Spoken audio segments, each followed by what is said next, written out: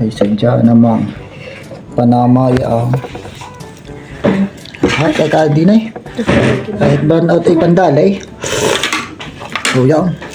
Sadya ang sarap ng tuyo. Tama kahit burnout tuloy.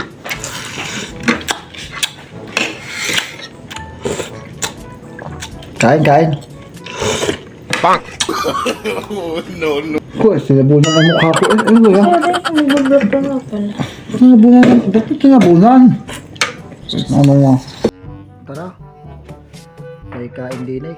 Kahit burnout ay kakain din eh. Kahit din sa Batangas ay burnout ay tuloy ang kain. Ay kalalabas lang sa trabaho ay garnay.